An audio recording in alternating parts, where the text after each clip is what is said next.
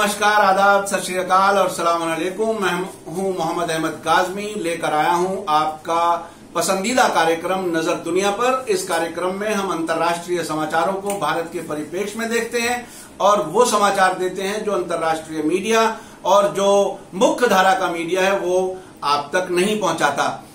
ये ऐसा कार्यक्रम है जिसको अब तक दुनिया भर में विभिन्न देशों में बहुत दिलचस्पी से देखा जा रहा है।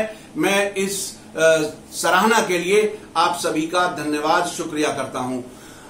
अब आज के सबसे बड़े समाचार पर हम चलते हैं, जो है इस्तांबुल तुर्की से। वहां के राष्ट्रपति रजब तैयब अर्दगान ने सऊदी अरब से कहा है कि वो जो जमाल खाशोगी हैं, जिनको अब तक बताया जा रहा है कि उनको सऊदी वाणिज्य दूतावास में मार दिया गया है, उसके बारे में वो और सऊदी अरब का कहना है कि वो दूतावास छोड़ करके चले गए थे, तो उसकी वीडियो फुटेज दें।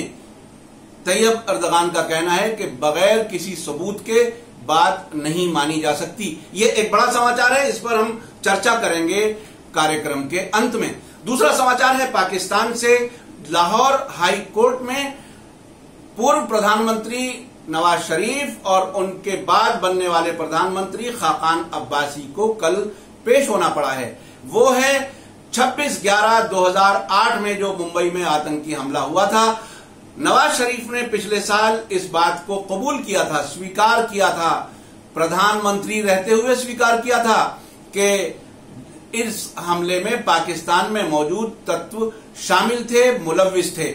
और उसके साथ इन दोनों राजनीतिज्ञों के साथ डॉन के एक जो पत्रकार हैं साइरिल अलमेदा, उनको भी आरोपी बनाया गया है। सरकार से पूछा गया है कि वो अगली जो सुनवाई है 22 अक्टूबर को, उसमें वो बताएं कि इस पे क्या करना है, मुकदमा चलाना है देशद्रोह का या नहीं चलाना है। और ये भी कहा है सरकार से हाईकोर्ट ने कि सारा काम न्यायालय नहीं करता, अदालतें नहीं करती, सरकार ने इस देशद्रोह के आरोप पे अब तक क्या किया। ये एक बहुत ही महत्वपूर्ण है कि सरकार से भी पूछा गया है, आरोपियों से भी लिखित जवाब मांगा गया है। और अब तीसरा हमारा समाचार है सीरिया से, जहां इदलिब में जो वहां टेररिस्ट हैं, आतंकी हैं, जो अमेरिका और तुर्की की जबान में बशार अल असद के विरोधी हैं, लेकिन सीरिया की सरकार इन सभी गुटों को आतंकवादी मानती है, जिसमें सबसे बड़ा गुट, सबसे खतरनाक गुट दाइश है। इदलिब में सारे और जो शहरों से आतंकियों को और उनके सहयोगियों को इकट्ठा किया गया था, बाकी सब शहर साफ हो चुके हैं आतंकियों से। और अब रूस के मध्यस्थता से और तुर्की और रूस के बीच में यह तय हुआ कि यहां से जो ये गुट हैं, जो बशार अल असद के खिलाफ गुट हैं, जिन्हें कुछ लोग कह रहे हैं, और जो आतंकी हैं जिन्होंने पूरे देश को एक तरह से टुकड़े टुकड़े करने का जो षड्यंत्र किया था, उन्हें हथियार, वहां से बड़े हथियार हटाने थे। अब खबर यह है कि वो बड़े हथियार हटा लिए गए हैं और डीमिलिटराइज यानी असैनिक क्षेत्र बना दिया गया है। तो ये एक बड़ी कामयाबी है। और इसके बाद हम अंत में चर्चा करते हैं उसी समाचार पर जो तुर्की से आ रहा है। तुर्की के राष्ट्रपति रजब तैयब अर्दगान जो कल हंगरी बुडापेस्ट में थे, वहां के प्राइम मिनिस्टर विक्टर ओरहान से भेंट के दौरान उन्होंने ये एक प्रेस कॉन्फ्रेंस में बड़ा बयान दिया है, जिसमें सऊदी अरब से कहा गया है कि वो जमाल खाशोगी, जिनके बारे में अब तक सऊदी अरब ये कहता रहा है कि वो दूतावास से चले गए थे, उन्होंने कहा है कि वीडियो फुटेज, आपके यहां कैमरे तो लगे होंगे, आप वीडियो फुटेज दीजिए, साबित कीजिए कि वो वहां से चले गए थे। जो जांच एजेंसियां हैं, उन्होंने एक नई बात नहीं बल्कि 2-3 दिन से वो बात चल रही थी, वो ये कही है कि दूतावास के पास काले रंग के वैन हैं, जिस तरह से हमारे यहाँ एम्बुलेंस होती हैं, इस तरह की गाड़ियां हैं जिन पर डिप्लोमेटिक नंबर लगे हुए थे। उनके जरिए जमाल खाशोगी की डेड बॉडी दूतावास से बाहर ले जाई गई है।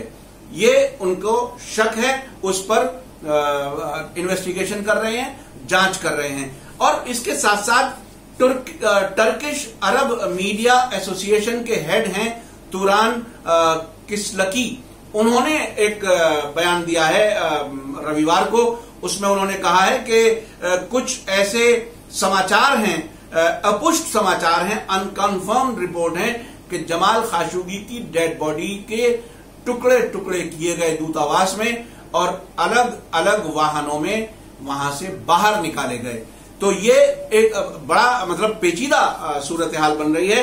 लेकिन अब भी जो सऊदी अरब का सरकारी मीडिया है, अल अरेबिया टेलीविजन चैनल, इन तमाम खबरों को जो दुनिया भर में चल रही हैं उन्हें फेक न्यूज कह रहा है। और एक और आदमी को उन्होंने पेश किया है जिसका नाम है डॉक्टर कसाब अल उतैबी। उन्होंने टेलीविजन पे आकर के ये कहा है कि मैंने 22 साल लंदन में गुजारे हैं सऊदी अरब की सरकार का विरोध करते हुए, लेकिन उनको कभी कोई धमकी नहीं मिली। अब से पहले अल अरेबिया टेलीविजन चैनल पर जमाल खाशोगी के बेटे सलाह खाशोगी को पेश किया गया था, जिसमें उन्होंने कहा था कि इस घटना को राजनीतिक रंग नहीं देना चाहिए। तो ऐसी सूरत में जो सरकारी मीडिया जो कुछ करता है वो आप लोग मुझसे बेहतर जानते हैं। उन्होंने ये बात, वो अब भी ये कह रहे हैं कि ये झूठी खबर है, खाशोगी वहां से जा चुके थे और हमारी सरकार अपने विरोधियों के खिलाफ कुछ नहीं करती। जैसा कि आपको मालूम है कि वहां के कई शहजादों को लंबे अरसे तक होटल में बंद किया गया, उनसे डील की गई, बहुत सा पैसा उनसे लिया गया, जिसमें तलाल एक नाम है जो आप लोग बहुत अच्छी तरह जानते होंगे। और हाल ही में मक्का की जो सबसे बड़ी मस्जिद है, जहां दुनिया के मुसलमान हज के लिए जाते हैं, तवाफ करते हैं, यानी चारों तरफ उसके साथ 7 चक्कर लगाते हैं, तब तक उनका हज पूरा नहीं होता, वहां के इमाम को भी गिरफ्तार किया जा चुका है। बड़ी संख्या में लोग गिरफ्तार हैं जो अपोजिशन में हैं, जो किसी समय सरकार के साथ भी थे। ये बहुत ही महत्वपूर्ण घटनाक्रम है। आपको ये कार्यक्रम कैसा लगा इसलिए कमेंट में जरूर लिखें। और इस कार्यक्रम को फेसबुक, इंस्टाग्राम और ट्विटर पर भी फॉलो किया जा सकता है। अब मैं लेता हूं आपसे इजाजत। धन्यवाद। जय भारत, जय हिंद।